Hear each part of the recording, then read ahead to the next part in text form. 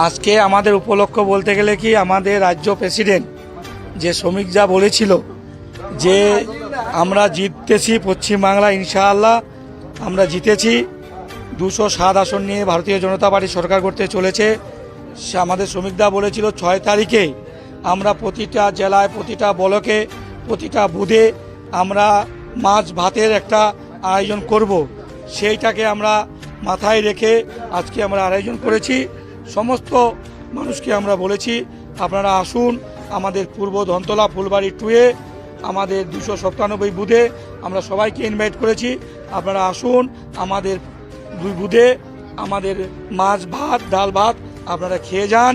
কেন মমতা ব্যানার্জি বিধানসভার যে 23 আর 29 তারিখে যে এপ্রিলে ভোট হলো, এর আগে মানুষকে একটা গুমরাহ করার চেষ্টা করেছিল যে পশ্চিম বাংলায় বিজেপি সরকার আসলে মাছ খাওয়া বন্ধ করে দিবে, মুরগির মাংস খাওয়া বন্ধ করে দিবে।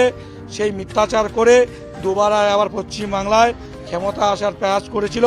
কিন্তু মানুষ, পশ্চিম বাংলার মানুষ আজকে বুঝতে পেরেছে মমতা ব্যানার্জির মিথ্যাচার, তাই আজকে তৃণমূলকে প্রত্যাখ্যান করেছে।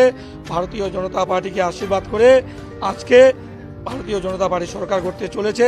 সেই উপলক্ষে রেখে আমরা আজকে আনন্দ করছি। মাছ ভাত সবাই আজকে 4 থেকে 500 লোকের আয়োজন করেছি। এখন অব্দি 200 লোক খেলো, আবার লোক আসছে তারা খাবে। আজকে সবাইকে আমরা মন ভরে আমরা খাওয়াচ্ছি, খুব ভালো লাগতেছে। এই যে মমতা ব্যানার্জির মিথ্যাচার মানুষ বুঝুক। আজকে প্রত্যেকটা ভারতবর্ষের প্রত্যেকটা রাজ্যে মাছ মুরগির মাংস মানুষ খাচ্ছে। এই যে ভোটের আগে একটা মরিয়ার চেষ্টা, মানুষকে গুমরাহ করার চেষ্টা করেছিল, মানুষ বুঝতে পেরেছে। তাই আজকে মানুষ বিজেপিকে সরকারের দিকে নিয়ে গিয়েছে। ইনশাআল্লাহ আমাদের 9 তারিখে পশ্চিমবাংলা সরকার হতে চলেছে। আজকে পশ্চিমবাংলা সরকার হবে, সাধারণ মানুষের উন্নয়ন হবে।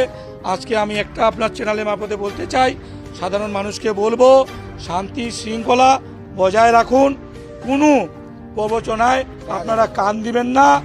আমরা পুলিশ প্রশাসনকে বলেছি যারা কারো প্রাইভেট বাড়ি, কারো প্রাইভেট সম্পত্তি, কারো দোকান ঘর ভাঙচুর করবে আপনারা চিহ্নিত করে তাদের বিরুদ্ধে ব্যবস্থা নেবেন।